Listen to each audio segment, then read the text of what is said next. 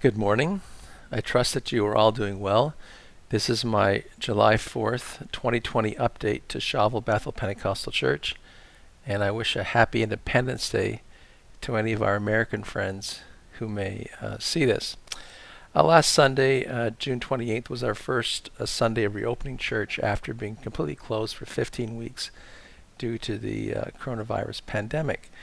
And so it was great to get together, and I want to give you a brief report of what happened and also what our plans are going forward.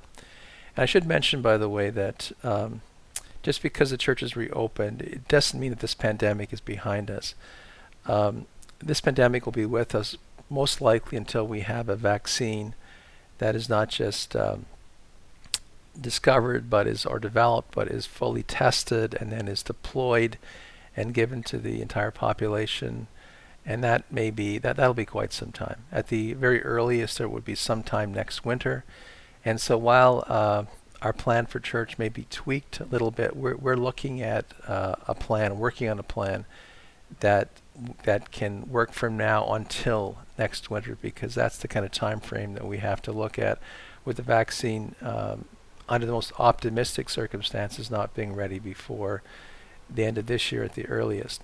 So how can we possibly then attend church during a pandemic? How can we make it as safe as possible? What can we do to reduce the risk? Well, when you entered church last week, if you came between, I'll say 10 minutes after 10 and about 10:35 for a 10:30 service at Shawville Bethel, you would have noticed that the doors were propped open so you could enter from the parking lot or from the front entrance without touching anything. That was important.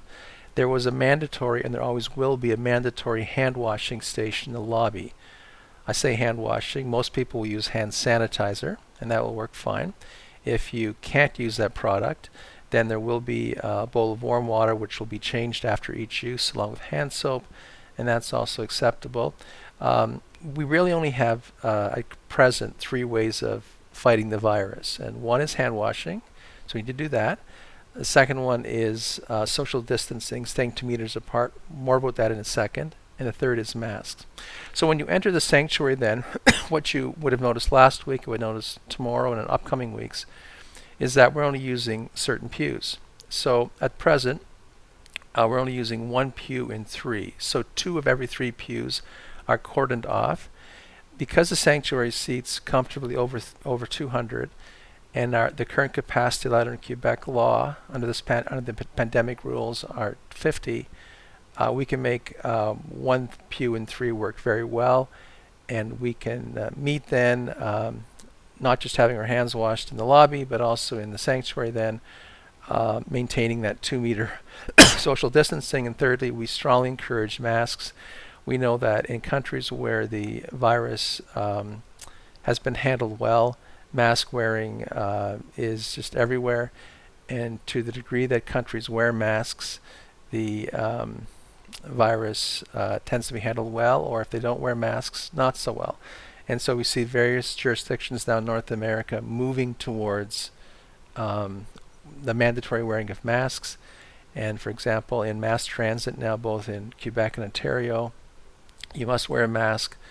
And I just think that'll be the trend both in provinces in Canada as well as states in the U.S. And now in terms of the service itself, we also moved to a briefer service. We did have a brief time of singing. People who had masks could sing. They already were social distance. And we encourage people not to sing too loudly, because the very act of singing itself, if not done, can indeed increase the risk of transmission of any virus that's there. The other things that we did included communion, which were done with which was done or performed using a special disposable one-use items that people self-serve when they came in the door in the sanctuary. And again, just the idea was to have no touch possible. When the service ended, I functioned, I guess, in some ways as a combination of a pastor and a traffic cop. Went to the last pew and encouraged those people in to leave not just the sanctuary but the building as well. And people were encouraged to fellowship, to talk with each other in the parking lot, but not in the building. It's safer outside.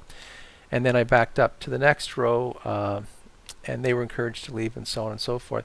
The one thing that we thought we could have done better, and the one thing that was noted by a few people, was that the social distancing in the parking lot wasn't perfect. So I would, for tomorrow and for upcoming weeks, I would encourage you to, yes, leave the building as you're dismissed following the service.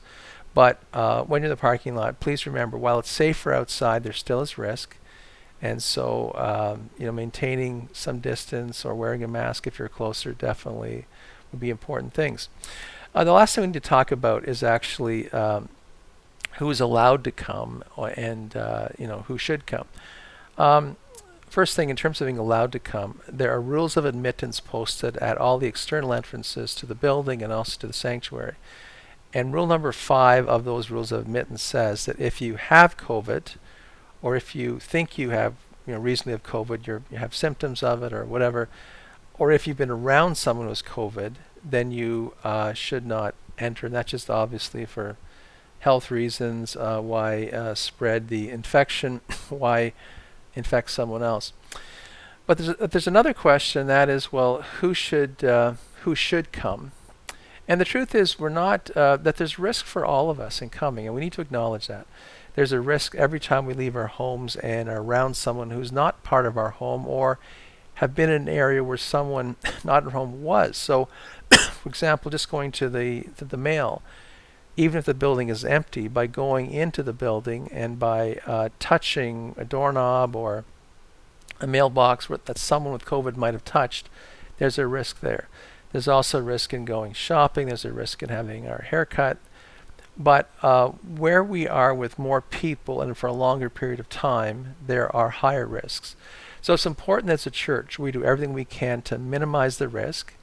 And even as we do that, it's still important that each one of us really are aware of risk and then make our decision about attending church based on our comfort then with risk. Now, I've talked about the fact that we insist on hand sanitation, washing your hands, social distancing in the church, and we also strongly encourage masks, and that all reduces risk, doesn't completely eliminate it. For example, we know that people with certain medical conditions, underlying pre-existing medical conditions like hypertension, have a higher risk. So that information is widely available in the media, but just we should be aware that if we have underlying medical conditions, we need to factor that in to our attendance in any group setting. Secondly, our age. Now, it's said that, or it's been reported accurately, that people who are, say, 60 years of age and up have a higher risk of negative consequences from coronavirus than those younger than that. Similarly, those 70 years of age and older have a higher risk than those in their 60s. Those in their 80s, a higher risk than those in their 70s. Those in their 90s, a higher risk than those in their 80s, etc. So it's important that we are aware of the risks and that each one of us make an informed, I guess I'd call it risk calculation concerning whether we're going to attend church or not. And so while you are welcome to attend, and while we will respect your decision regarding your own risks, providing you don't have COVID, that one is non-negotiable. But in terms of the other factors such as hypertension, underlying conditions, or age, the building is open. You're welcome to come, but we don't pressure you. We don't even encourage you to take risks that you're not comfortable with.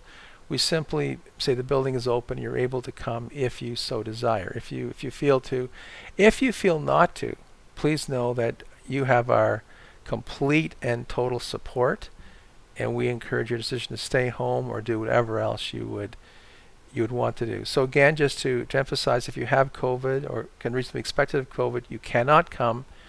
Otherwise, you may come. But we're not pressuring or even encouraging you, because each one of us, me included, need to be aware of the risks caused by our medical conditions and health. Well, having said all that, God bless you, and I pray that you will experience God's presence. I wish I could say this would all be over in a little while. It's unlikely. Much more likely this will continue at least until next winter, and we may have to make some tweaks along the way. But we're hoping to be able to that we have put in place a plan that we can follow from now until when this is over. So God bless you. Have a great day today in God's presence. Goodbye.